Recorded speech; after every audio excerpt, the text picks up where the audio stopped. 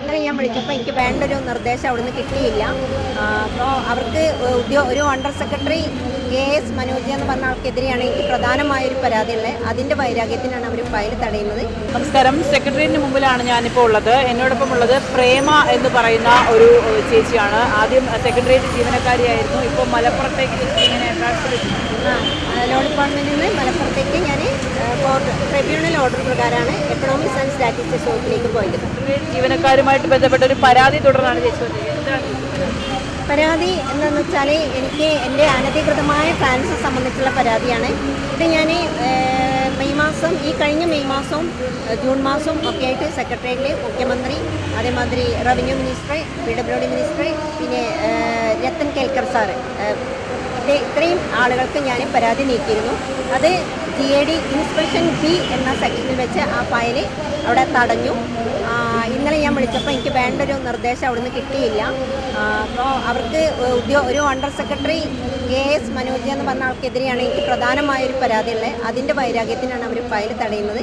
എൻ്റെ പ്രശ്നം എൻ്റെ ഡിപ്പാർട്ട്മെൻറ്റ് മാറ്റി ട്രാൻസ്ഫർ അടിച്ചു കഴിഞ്ഞാൽ എനിക്ക് LPC തരണ്ട, ലാസ്റ്റ് പേ സ്ലിപ്പ് തരണ്ട, പിന്നെ അതേപോലെ എൻ്റെ സർവീസ് ബുക്ക് ലീവ് ക്രമീകരിച്ച് തന്നിട്ടില്ല.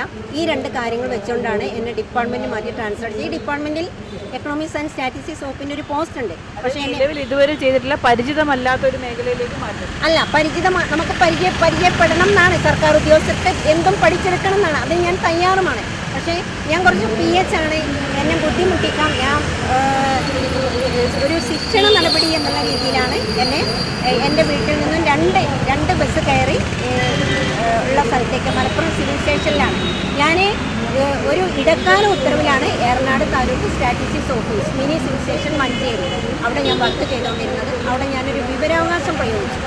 അതായത് സസ്പെൻഡ് ചെയ്യാൻ പറഞ്ഞ കേന്ദ്ര ഗവൺമെൻറ് ഒരു ഓർഡർ ഇട്ടിരുന്നു. അവരെ സസ്പെൻഡ് ചെയ്യാതെ എന്നെ സസ്പെൻഡ് ചെയ്തതിൽ ഞാനൊരു വിവരാവകാശം പ്രയോഗിച്ചതിനാണ് രണ്ടാമത്തെ സസ്പെൻഷൻ ഏറ്റിട്ട്.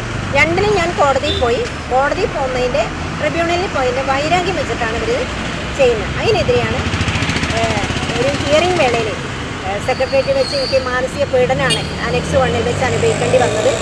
ഉയർന്ന ഓഫീസേഴ്സാണ് അങ്ങനെ ചെയ്തിട്ടുള്ളത്. Under secretary, section officer, additional secretary, ഇവർ കൂടിയൊരു സംഘം, ഡയറക്ടറേറ്റിലെ സംഘം എന്നെ മാനസികമായി പ്രയാസപ്പെടുത്തി. ഞാൻ ഏത് ഓഫീസിൽ ജോലി ചെയ്യണമെന്നവരതിൽ ആ ഓർഡറിൽ എഴുതിയിട്ടില്ല.